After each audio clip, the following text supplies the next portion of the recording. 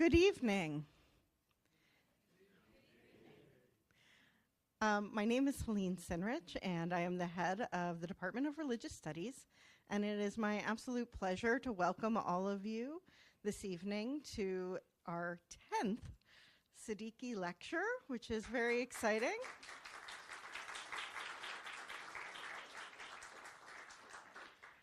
This amazing program, which has brought world-class speakers to speak on Islam to the University of Tennessee, has been generously endowed by the Siddiqui family, and we are very grateful for their support. We're also very grateful for the support of our numerous sponsors for the program, including Middle East Studies, the Department of History, Philosophy, obviously the Department of Religious Studies, and many others. I'm so pleased to welcome so many of you here in person and so many of you also online. I'm going to invite our Professor of Islamic Studies, Manuela Sabajos, to come up and introduce our speaker, and afterwards we will have an opportunity to ask our speaker questions, and we'll invite questions both from the people here in this room as well as our audience online. So thank you.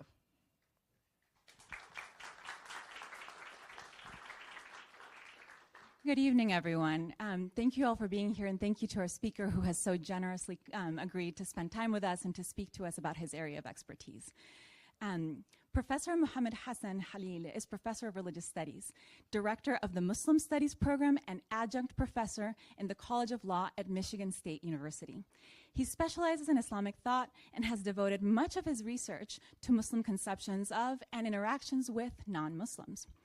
Professor Khalil has authored several books, including Islam and the Fate of Others, The Salvation Question, which was published by Oxford University Press in 2012, Jihad, Radicalism, and the New Atheism, which was published by Cambridge University Press in 2018, and he is the editor of Between Heaven and Hell, Islam, Salvation, and the Fate of Others, Oxford University Press, 2013, and then finally, and among his many other edited works, works that appear in edited volumes and journals, Muslims and U.S. Politics Today, A Defining Moment, which was published by Harvard University Press and ILEX in 2019.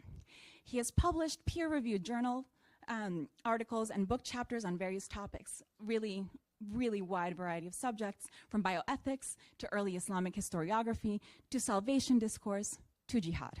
He has also recently worked on documenting the lives and experiences of Muslims in the Midwestern United States. As if that were not enough, Professor Khalil co-created the documentary American Jedi, the Salman Hamdani story, which tells the story of a 23-year-old Pakistani man who sacrificed his own life to save others in the aftermath of the 9/11 attacks in New York City. Professor Khalil's career shows careful and erudite scholarly engagement with urgent topics in a way that is also accessible to audiences beyond the ivory tower.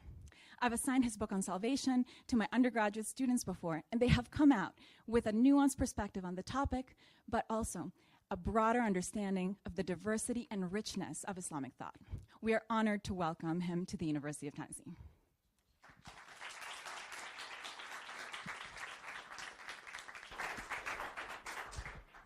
Testing, testing. Can you hear me? Okay. All right. First of all, thank you so much, Professor Manuela Sabajos, for that very generous introduction. Thank you, Professor Khalil Sinrich. I'm trying to make sure I get the names all right. And the Department of Religious Studies for hosting, and all the co-sponsors. And I also want to give a special thank you to Taysir Seminary, of course, the Siddiqui family, and then with Taysir Seminary, Dr. Hassan, Dr. Michael Dan, who was my host here as well, and the other instructors and students of Taysir Seminary. It is an absolute pleasure to be with you all this evening.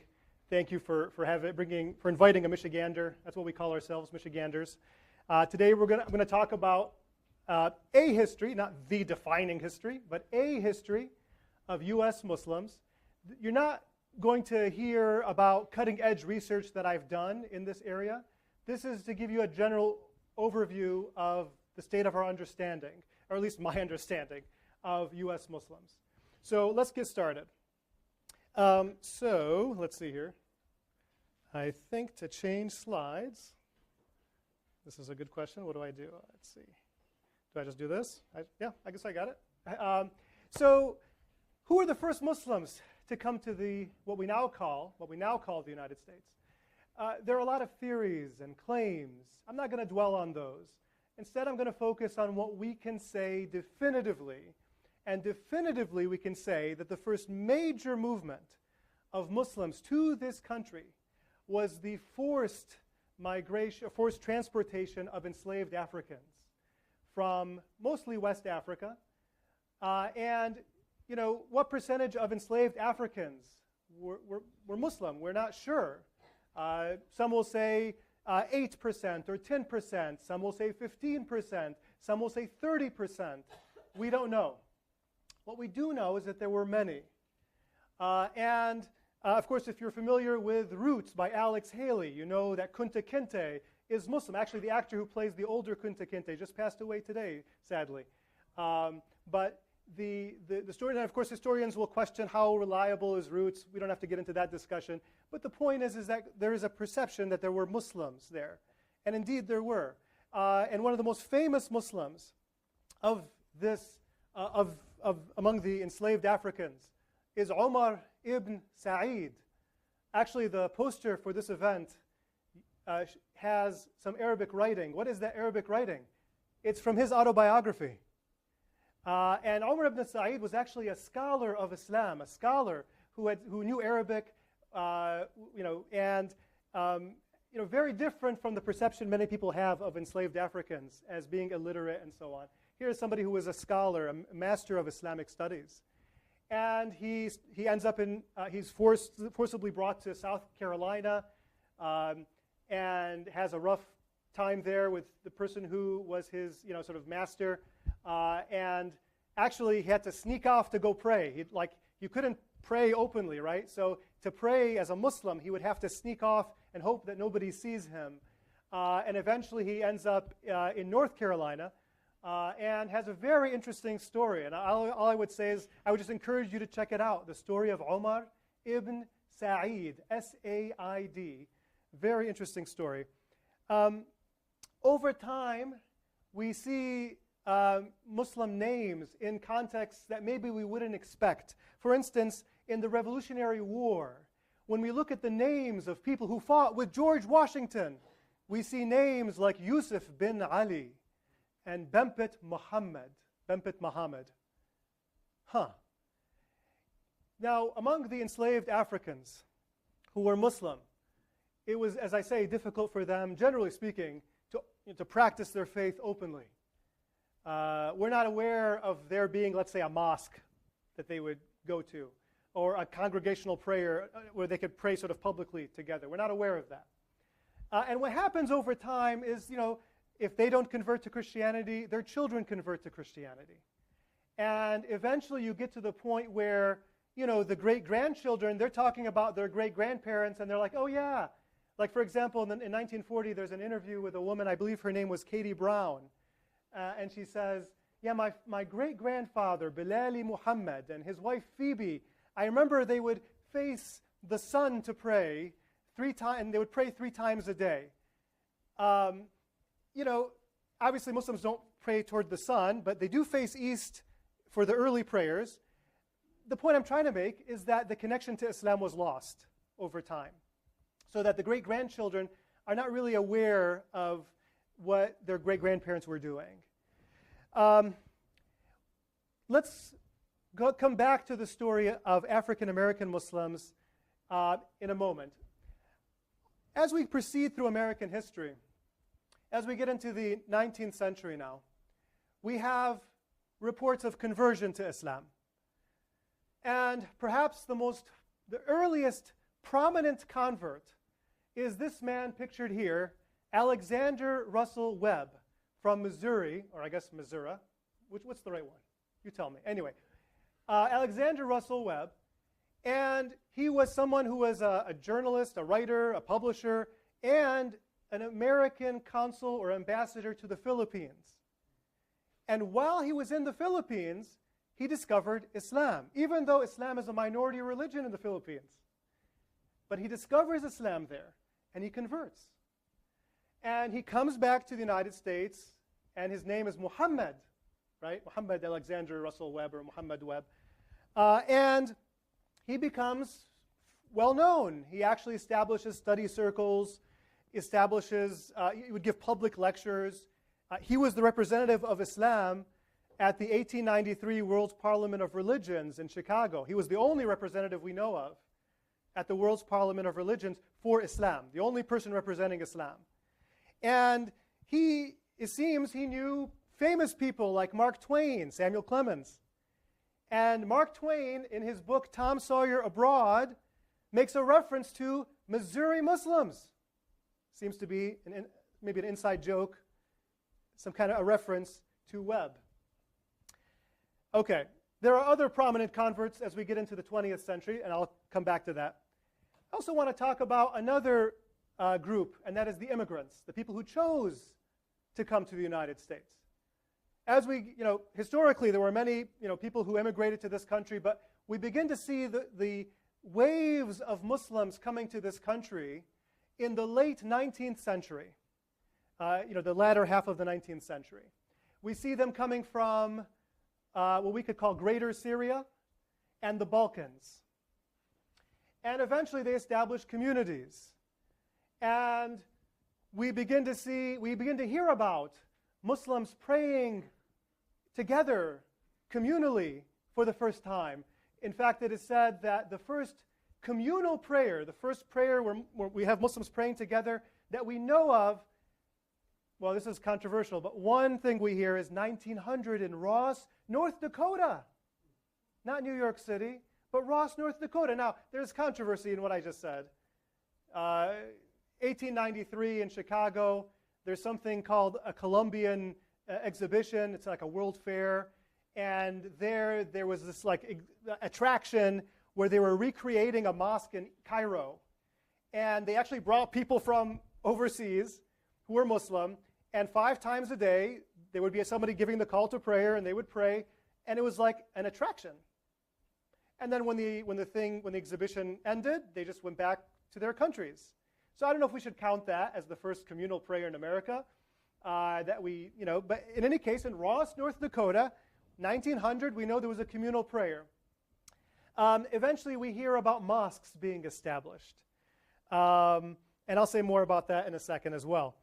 Among the immigrants who come in the 19th century who's very, very interesting is this man here, Haji Ali, or Haji Ali. Haji Ali. I don't know, I guess the formatting is a little off here, but Haji Ali, or Haji Ali, is somebody originally from the Ottoman Empire. He was from a Syrian and Greek family, and from a Syrian and Greek Christian family, had converted to Islam, performed a pilgrimage to Mecca, what's called the Hajj. And if you perform the Hajj, you're known as a Haji. That's a common thing. You're given the title Haji. So he was known as Haji Ali. He changed his name to Ali. So he converts to Islam. He comes to the United States. Why? Because the United States was starting this new project of using camels to transport things in the American Southwest. Okay, so they wanted to try out using camels. So they bring Haji Ali and 7 or 8 others, and they start this thing. It doesn't work out. The camels apparently scared off the other animals. It just didn't work out. It was a failure. But Haji Ali stays in the United States. He marries, and he becomes famous. And actually, the path that he would take, many say, was sort of played a critical role in the establishment of Route 66, the famous Route 66. And there's a famous song about Haji Ali. I don't know, has anyone ever heard Haji Ali, the song? Anyone? Okay. In 2006, I was teaching this, and it was a class for teachers, and there was an older fellow in the audience. It was 2006. He remembers singing this in camps, in camps that he would go to. So there was actually a song. You can actually look it up on YouTube after this. It goes kind of like this. I'm singing, ha jolly, hey jolly, 20 miles today by golly, 20 more before the morning light, wee chaw. Hi, jolly, hey, gotta get on my way. Told my gal I'd be home Sunday night. Hi, jolly was a camel driver long time ago. He followed Mr. Beale way out west. And sometimes he'll say Mr. Blaine, away out west. Didn't mind the burning sand in that God-forsaken land, but he didn't mind the pretty gals the best. I don't know what the story is behind this, but anyway, that's the song of Hi Jolly. Oh, no. Oh. One of the most controversial questions in humanity is who popularized the ice cream cone? If you go online, there's a very intense debate about this issue. Well, here you see an image of an immigrant who played an interesting role in this debate, Ernest Hemingway. Not Ernest Hemingway. Ernest Hemingway, maybe N.S. Hemingway. Ernest Hemingway. And the story goes, in the 1904 World's Fair in St. Louis, a lot of World's Fair references, and I heard some interesting things about the World's Fair yesterday that disturbed the heck out of me. But anyway, 1904 World's Fair, you have this Syrian Syrian American now, who is preparing a Syrian waffle thing called zalabia. And the person next to him is selling ice cream. Of course, this is now the legend, the famous story. And he's running out of cups. And he comes up with an idea. Why don't we use these waffles as cones, basically? And it is said that is how the ice cream cone was popularized. Not that it was invented, but that's how it was popularized. Again, one of the most controversial issues. So anyway. But as for the immigrants, they begin to settle in certain areas in Michigan, in Maine. Actually, one of the earliest mosques reportedly was in Maine, Biddeford, Maine, 1915. Albanian immigrants. It is said that they established a community or a mosque there. You have in Indiana, Michigan, Illinois. In the 1920s, you hear about mosques being established. 1930s in New York and Iowa. And many Muslims will begin to settle actually in Dearborn, Michigan. I'm from Michigan. I can tell you all about Dearborn. I'm sure you've heard a lot of things. So there's a large, many Arabs settle in Dearborn. Why? Because they're going to work for Henry Ford. And these are people from what we now call Lebanon and Syria. They settle in Dearborn. And today, Dearborn is the city with the largest Arab concentration outside of the Arab world, and also a large Muslim population. Has the largest mosque in America, it seems, the Islamic Center of America. And we have immigrants from Lebanon, Yemen, Iraq, and other immigrants as well. And then nearby, you have the city of Hamtramck, which also has a large Muslim population, actually a Muslim majority, I believe, at this point, of Bangladeshi and Yemeni Muslims. So in Michigan, you have some interesting dynamics there. But it all starts because of Henry Ford, actually, which is strange because some of Henry Ford's ideas were very controversial, and some of his attitudes towards certain people obviously were very problematic. But in any case, that's how things developed. And eventually, you have the Muslims in the Detroit area establishing a mosque in Highland Park, Michigan in 1921. It is said that this is the first purpose-built mosque in American history. This is controversial. I told you there was a mosque in Maine in 1915. That was a converted building. Okay? So this is now, as far as we know, the first time that Muslims living here built a mosque from scratch as a mosque. Highland Park, Michigan, 1921. These are people, a lot of them worked for Henry Ford. And, sorry about that. And here you see like a newspaper or newsletter for this community. Allahu Akbar, which, by the way, is one of those terms that unfortunately is associated with a lot of negative things, but you should just know Muslims say Allahu Akbar all the time. It's kind of like hallelujah. Like when Muslims pray, they say Allahu Akbar throughout the prayer. And it means God is the greatest, or God is greater than anything and everything. So here you see this newsletter. But this community just doesn't work out. It falls apart. Why does it fall apart? Well, first of all, one major reason, is that the community was a bunch of people of very different schools of thought. You have Sunnis and Shi'as, but then you also have a group known as the Ahmadis, and they did not see eye to eye. They have very different beliefs. And so the community, this mosque sort of falls apart. It doesn't last very long. But later in the 1930s, you'll begin to have mosques that will survive in Michigan. I told you that Ross, North Dakota, had a communal prayer that we know of in the year 1900. By the way, why Ross, North Dakota? Why, of all the places? Well, land was like affordable. There were perks to settling in North Dakota. So you actually have a pretty significant community in Ross, North Dakota. And here you see an image of a mosque that was established in the 1920s in Ross, North Dakota. And this community in the 1920s had about 200 people. But the community fell apart over time. 1979 is when this building was sold or torn down, I forget which.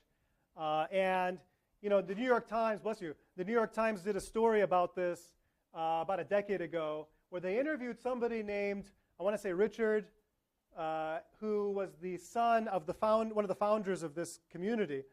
And his father was named Abdullah. He changed his name to Albert. And then now you have the son Richard. And Richard said, he himself he didn't remember the last time he practiced Islam. And he didn't even necessarily want to be buried in the Muslim cemetery that he was taking care of. So we see that this community in Ross, North Dakota kind of fell apart over time.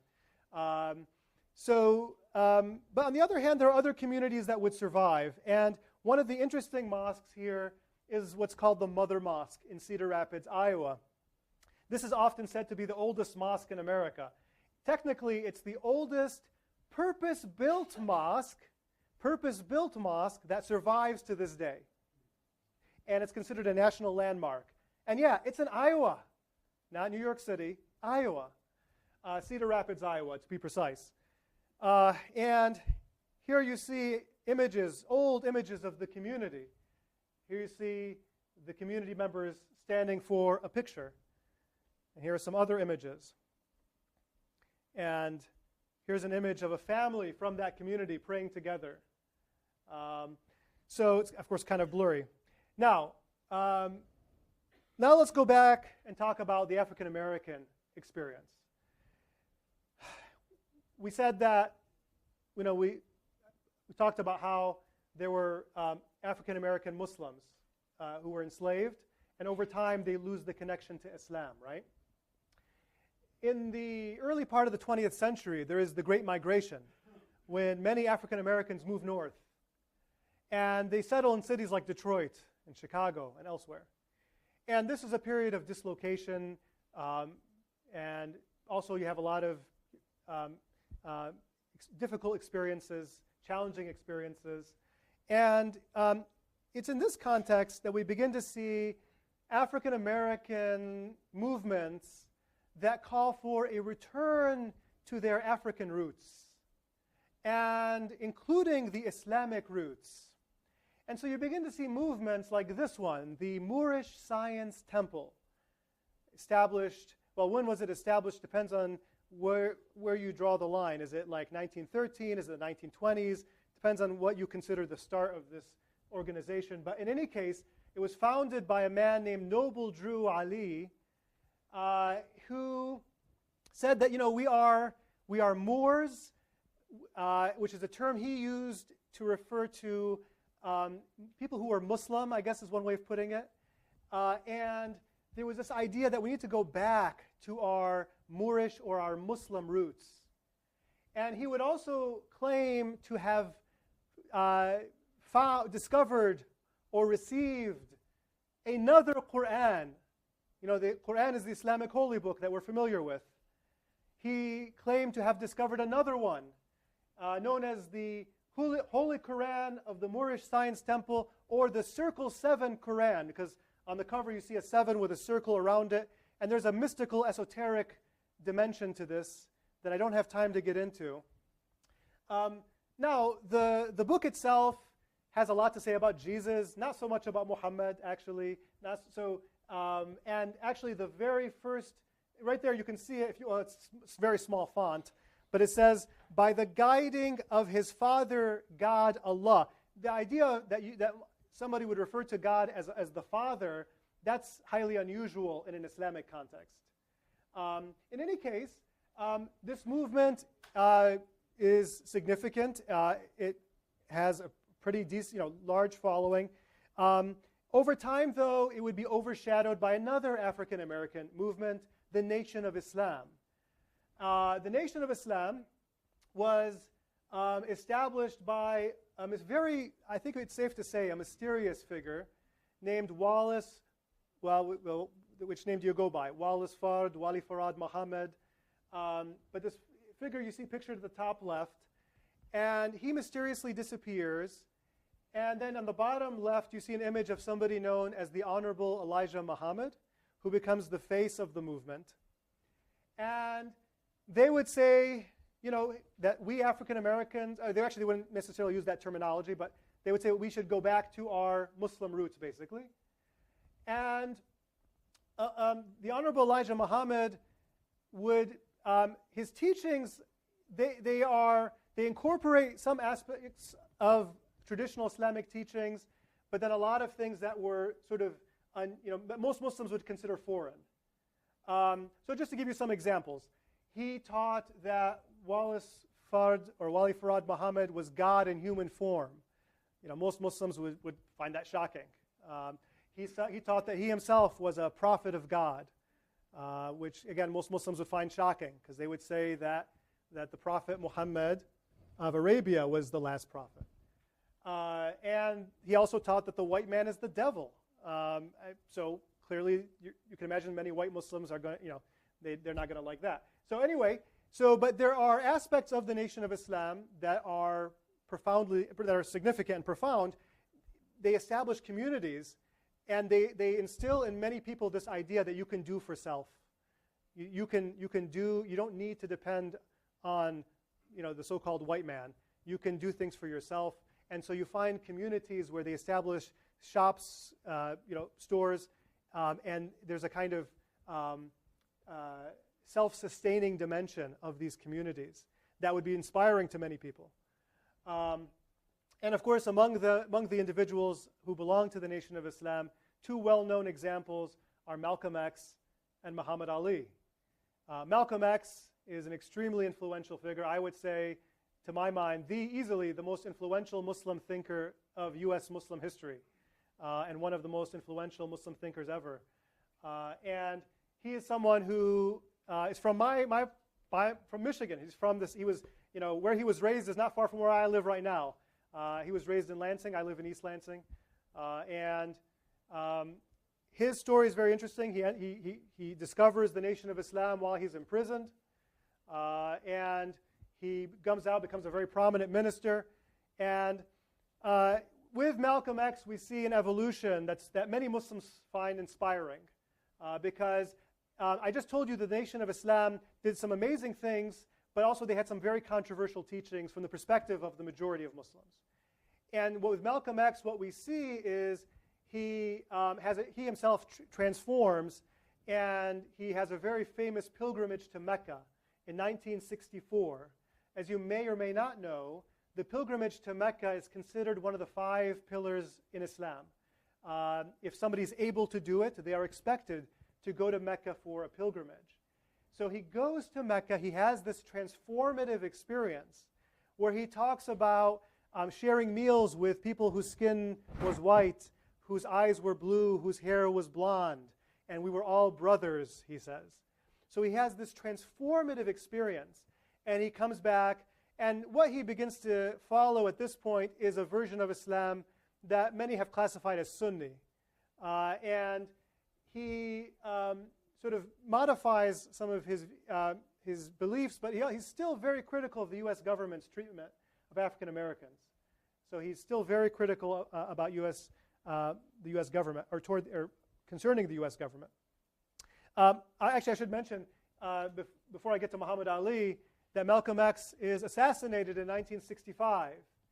while giving a speech, about to give a speech in New York City. By the way, you may have seen the film, the Spike Lee film, starring Denzel Washington, which is also a very popular film, which is one reason why many people came to learn about Malcolm X, actually. That's how I came to learn about Malcolm X as a kid, was seeing that film in the theaters. Anyway, so he's assassinated, and his book is published in 1965, his autobiography, with Alex Haley, the same Alex Haley who wrote Roots. That autobiography comes out in 1965, and it's easily the most influential book by U.S. Muslim ever. And so anyway, so he passes, he's assassinated. And then you have, of course, Muhammad Ali. Muhammad Ali also, I'm sure you all know Muhammad Ali, probably the most, so if Malcolm X is the most influential Muslim thinker of all time, Muhammad Ali is the most famous Muslim of all, U.S. Muslim of all time. Muhammad Ali, he joins the nation and eventually will become Sunni as well, just like Malcolm X, but a little later. He will also become Sunni. And he goes from somebody that many despise in the United States to being loved, almost, not totally, but almost universally, to the extent that he will represent the United States at the Olympics, right? And then you have other prominent converts like Kareem Abdul-Jabbar, who was never part of the Nation of Islam, I should clarify. He was never part of the Nation of Islam, but he did convert to Islam, and he is, again, a very well-known figure, had the record for most points in NBA history until LeBron James overtook him, was it last year? These are some very prominent converts of the 20th century. Now, just a fun fact. You know that song you hear at just about every wedding? Celebrate good times, come on. You all know that song. Even if you don't listen to music, you know this song. If you're raised here, you must have heard it at some point, whether at a political celebration or a football game, whatever. Well, who sings that song? Kool and the Gang. Well, guess what? Kool is Muslim, right? Ronald Bell or Robert Bell? Robert Bell is Kool. Yeah, Robert Bell is Kool, and he's Muslim. And how did they come up with the song? Well, his brother, Ronald Bell, came up with the song. And how did he come up with the song? You're not going to believe what I'm about to tell you. Because when I first heard this, I was like, no way. Ronald Bell is reading a translation of the Quran, the Islamic holy book. Yeah, I know already you don't believe me. He's reading a translation of the Quran, and he sees a line about the angels celebrating the praises of their Lord. And that's how it all started. The song took another direction as he wrote it, but that's how it started. And if you don't believe me, please look it up. It's 100% true. So now what I tell students, my students usually, is that 1965 is maybe the most significant year in U.S. Muslim history. Why? First of all, Malcolm X is assassinated, and this is the year his autobiography is published, the most influential book by a U.S. Muslim, even though it also involved Alex Haley, but it's the most influential book by a U.S. Muslim. Also 1965, President Lyndon Johnson signs into law the Immigration and Nationality Act, and there are other names for it, and Naturalization Act, and there are other names for it. But he signs into law a new act that opens the door for many immigrants to come to this country. And now you're going to see many Muslims coming to this country. That's how my parents came to this country from Egypt. So you see many immigrants coming to this country after 1965. And that's when we begin to see a lot of mosques eventually popping up. 1970s, 80s, 90s, we begin to see mosques. Before it used to be just like one here or there. Now we begin to see a lot more mosques. And actually what you see pictured here, Islamic Center of East Lansing, my hometown mosque, established 1979. And eventually, when these communities mature and grow, they want to have more than just mosques. They want to have civil rights organizations. They want to establish schools. They want to establish seminaries like Taysir Seminary right here in town, right? So you begin to see now a maturation process of this community over time. And what's interesting about U.S. Muslims is that they are maybe the most diverse group of Muslims on the planet. Maybe. Maybe the most diverse group of Muslims on the planet. Right here in the United States. even though the population of Muslims here is what, 3, 4, 5 million, whatever, a few million, but probably the most diverse population in terms of ethnicity, beliefs, you name it. And here, this is me just grabbing random images of people online that I know are Muslim, including, by the way, the person who I guess was the first Siddiqui speaker, Sherman Jackson at the top there. So, this is just me grabbing images of people I know to be Muslim. So, and it's important to say that this story, we've already seen it already when talking about enslaved African Muslims. The story of U.S. Muslims has been one filled with hope but also challenges and difficulties. And when we look at, let's say, anti-Muslim assaults in this country, when you look at as we get into the 1960s and 70s, we begin to see how things internationally, things in the Middle East, for example, affect the situation here. Actually, just to go back to the mosque that I just showed you there, our Islamic Center of East Lansing, it was established in what year? Who remembers? 79. There's some big things that happened in 79. Not just my birth, but some big things happened. That was really arrogant sounding. But yeah, 1979. What happened in 79 that's so significant? The Iranian Revolution. So actually, the Muslim community was planning for this big ribbon-cutting ceremony with the governor of Michigan, because it was not common to have a mosque like this near on a college town. And but because of the Iranian, the hostage crisis, they canceled it. They canceled it. And people spray painted on the walls, go home and that kind of thing. So what we find is that what happens overseas can affect people here as well. And certainly you see, look at the big spike in 2001, of course 9/11. And I'll come back to 9/11 in a moment. 2015, 2016, we see spikes as well. What's going on in 2015 and 2016? Yeah, there are terrorist attacks that occur, but also we have a lot of anti-Muslim rhetoric as well. And I'll show you an example of that from 2017, actually, in a moment. Interestingly, however, we also see more Muslims being represented than ever before as well. So it's a strange thing where you could have Muslims who are maybe targeted more than in the past, but then they're also maybe represented more than in the past. So the reason I have a bunch of images here of Muslim women wearing hijab is because in 2016, they were often targeted in anti-Muslim assaults. Like on our college campus at Michigan State, we had several cases of Muslim women wearing hijab who were assaulted, harassed, etc. But on the flip side, you begin to see representations of women wearing hijab more than in the past in the public domain. Like if you watch those Spider-Man movies with Tom Holland, like he's got like a Muslim classmate wearing hijab. Like I'm not used to seeing that. When I grew up, I was used to seeing Back to the Future, where Doc is telling Marty, they found me. I don't know how, but they found me. Who do you think? The Libyans. And they start shooting at Doc. Like that's what I was used to. So to see Muslims as not the good guys or the bad guys, just people, just human beings, classmates. I was like, oh, okay, all right. Not to say that there weren't any positive representations before, but if you look at the work of Jack Shaheen, you know it was overwhelmingly negative for much of our history of Hollywood. But anyway, and I'd like to, now talking about 9/11, I want to end with a couple of points about 9/11, even though now it's been many years and most of the students here were born after 9/11, so maybe this seems like a distant memory. For me, 9/11 is still very much ever present. It's the reason I quit dental school ultimately. Yeah, that's a whole other story. And so, but what's interesting is, here we are. This is from 2017. This is from 2017. This is a poster by a white supremacist group, and it was posted on various, throughout the nation in various college campuses.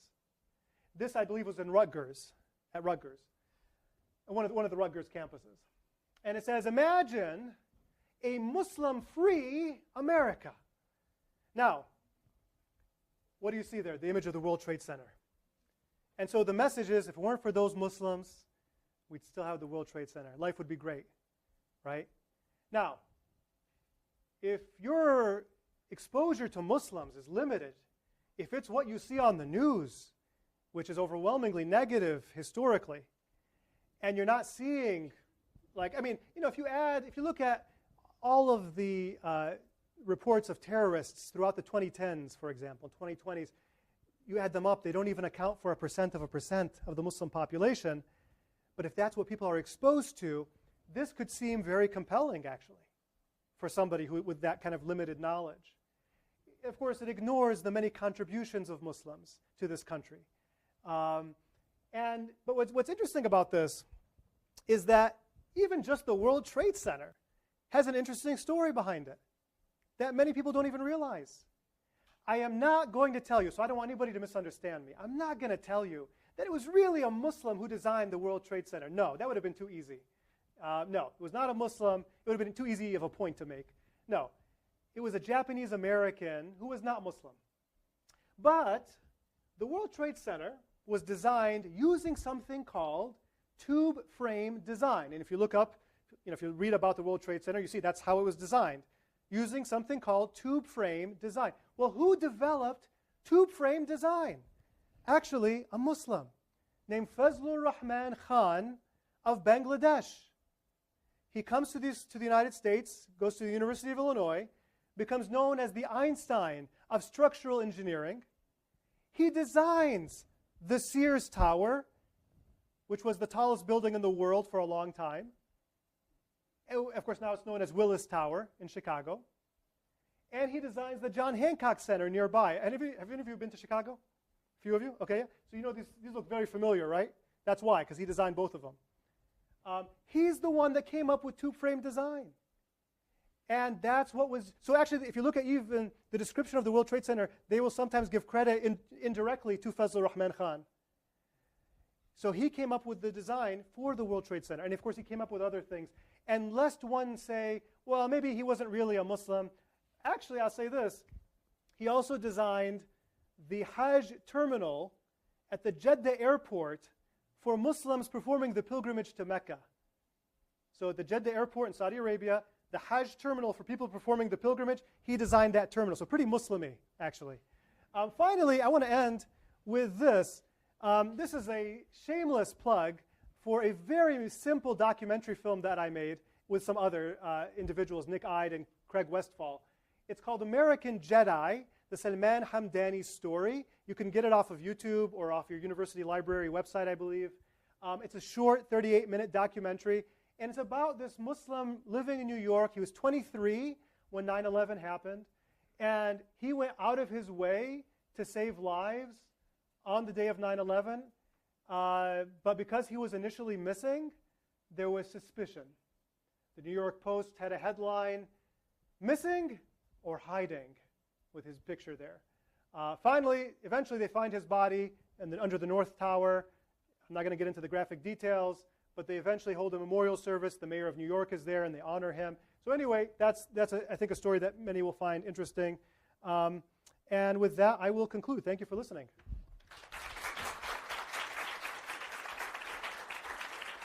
Thank you.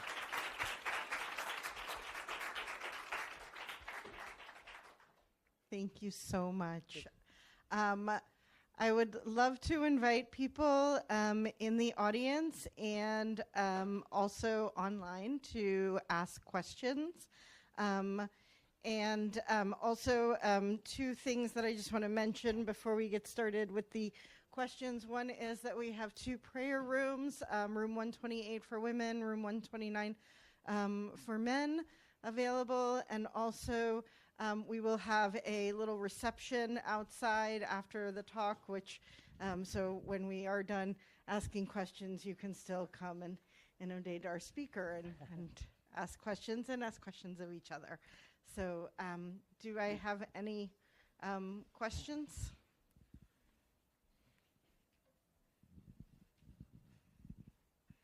Yeah, so thanks so much for your talk.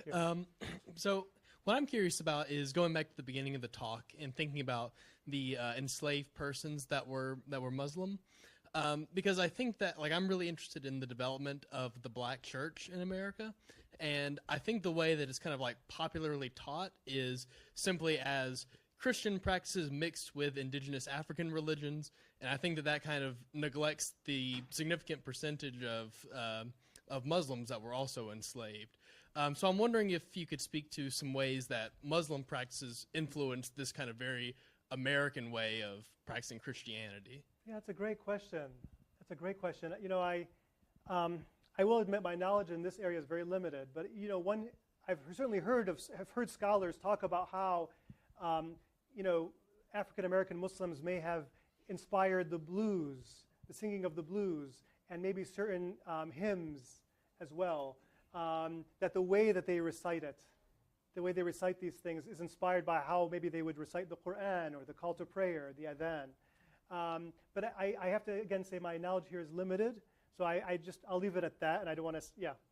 But I will say, if you're interested in the history of U.S. Muslims, there are some great works by scholars like Kambiz Ghania Basiri, Sally Howell, Edward E. Curtis IV, and many others actually. But so I would recommend kind of there are people who have written on this. I want to be careful in what I say. Yeah. Thank you.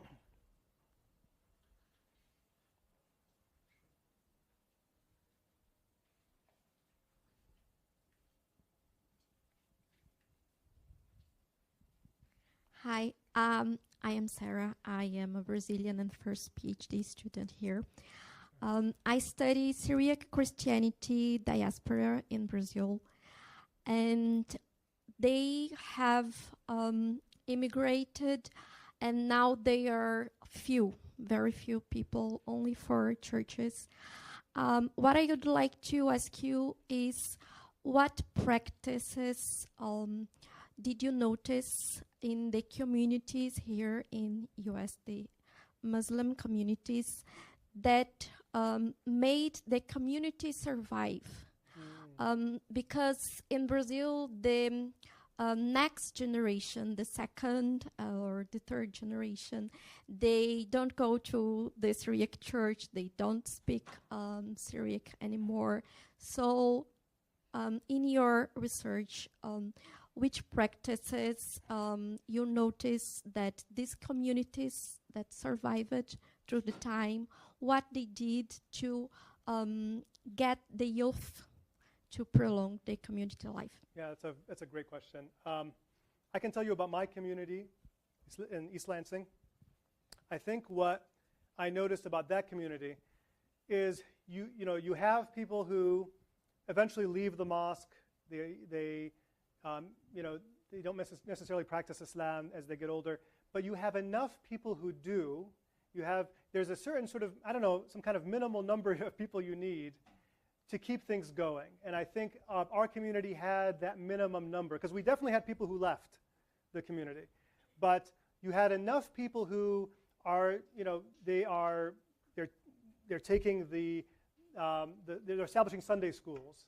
They're establishing eventually full-time Islamic schools. They put a lot of emphasis on whom you marry. To what extent are they part of your tradition or not part of your tradition? Which is not to say that if there is an interreligious marriage, that therefore that those individuals are no longer part of the community, but there is just more of an emphasis on that. So I think maybe there's a kind of and maybe we can look to the sociologists to help us think through this, but I think you maybe need some kind of minimal number to get you over the generational hump, so to speak. Yeah. By the way, I want to take this opportunity to thank some folks I forgot to thank. I hope I get the names right: Dan Nugent, Joseph Witt, and Henry, who was here. Henry, forget the last name now. Yes, over there, Henry. Thank you for assisting me as well. Thank you. Yep. Oh, and Jessica Lynn Black from the Department of Religious Studies.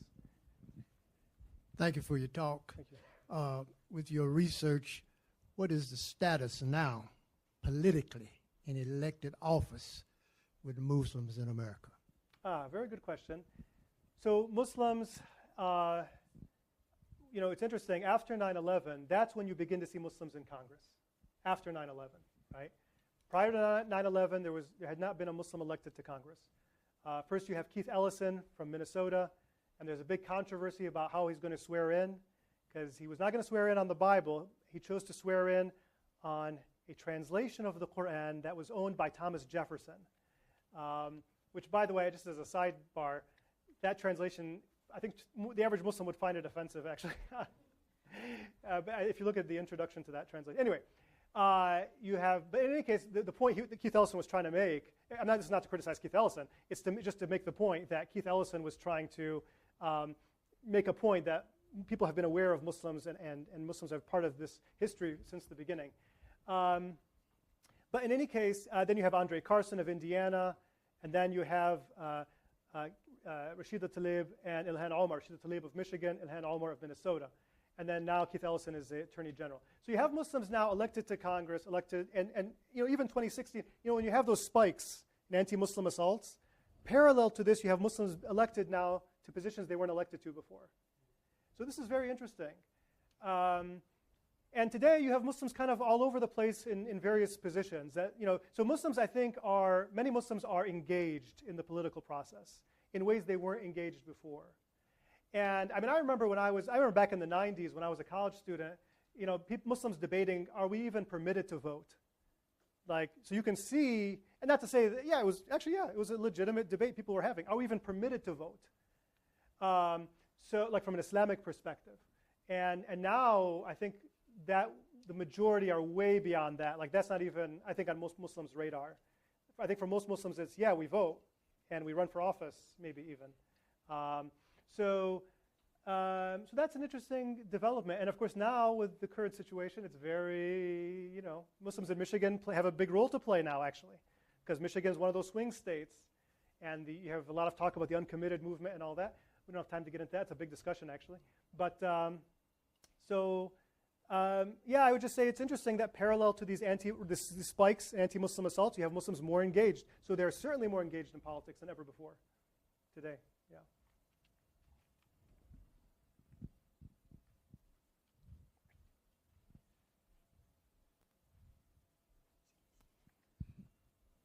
You mentioned a lot about the rich diversity of Muslims in America, and I know, of course, it's a product of the different areas in the world that Muslims immigrated from when they came to America. But was there any post immigration evolution that happened, or transformation of Islam within America, or was it just a product of where they came geographically before coming to the United States? No, that's a great question. Yeah, definitely, I would say there's an evolution that occurs among the later generations.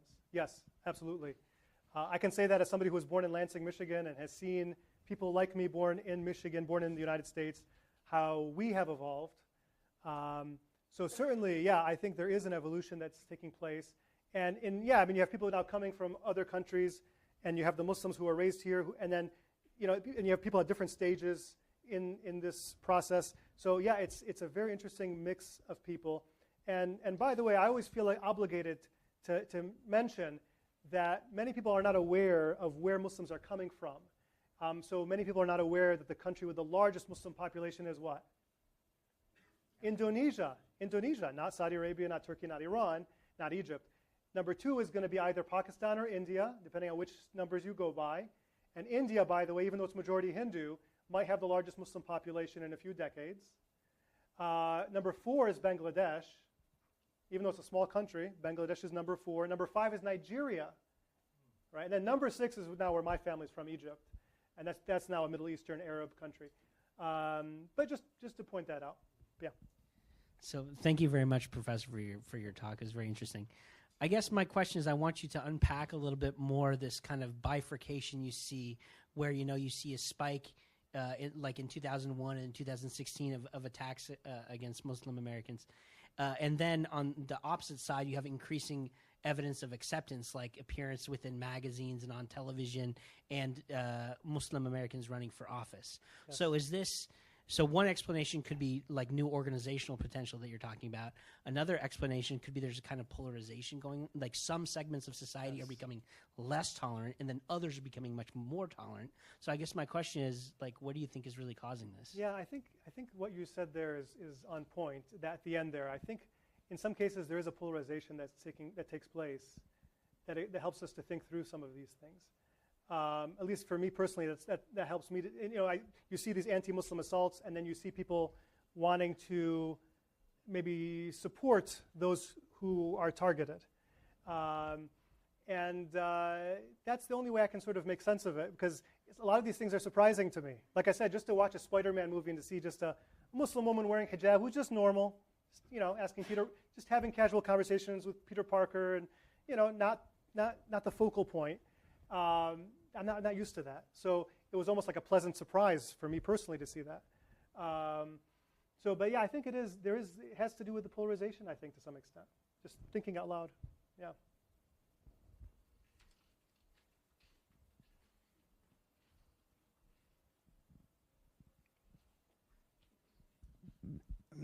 I'm asking you a very controversial question. Uh-oh. Is there any similarity in United States Constitution and Islam? Ooh. Especially the justice system? Ooh. That's a big question. I certainly there are Muslims who will insist that there are some basic principles that are shared, but I would really need to spend some time kind of contemplating this to really give a good answer, especially for such a this is a big question. But I would say certainly there are many Muslims who believe that there are some broad themes that are shared. There is that belief among a good segment of Muslims. There's another question that the convocation or graduation in this country, the faculty wears the robes and things, they are similar to Muslims. Yes, I've heard that before. Actually, my advisor would say that his advisor was of the view that this was influenced from Muslim cultures, the cap and gown of graduation. And from what I understand, it is something that historians will debate, but that is certainly a perspective that's popular. Yeah.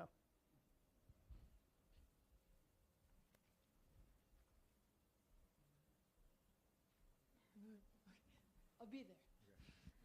So thanks for your talk. It was very insightful. I have another controversial question. Uh-oh. It'll be broad though. Okay.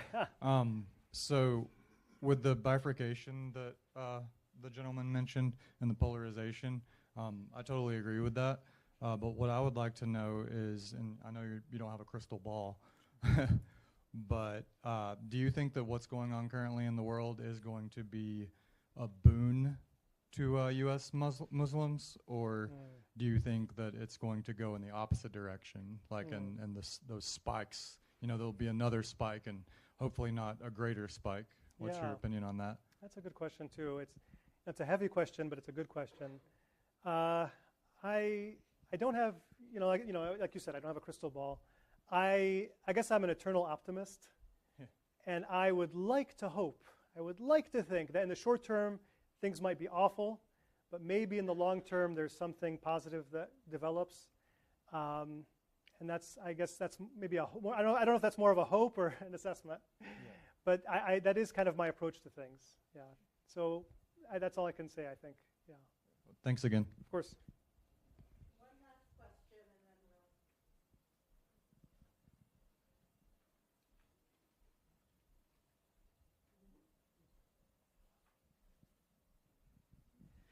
Hi, yes, this is a question from our online audience. That's a little bit lighter question. Evan is wondering if you could tell us more about the mystical and esoteric significance of the number 7 in the Quran of Noble Drew Ali. Okay, all right. Well, certainly the number 7 is often regarded as mystical, even outside of Islam, in various contexts. I will say in the Islamic context, and I don't know to what extent Noble Drew Ali had in mind the Islamic discourse on the number 7, but in the Islamic context, you have references to, let's say, the 7 heavens. You have, what else is 7? There are a lot of 7s. Of course, 7 days a week. I don't know, I'm blanking for some reason. I bet you like right after we finish, I'm going to be like, oh yeah, there was this and that. But there are just all these references to the number 7.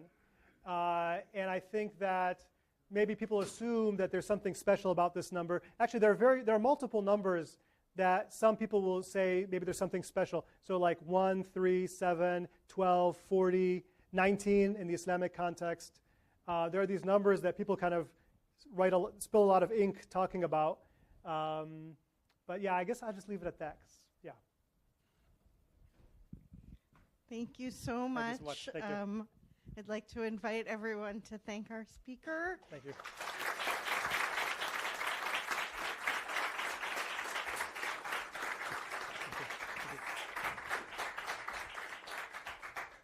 And I'd like to invite everyone to continue our conversation, but you are welcome to move about the cabin.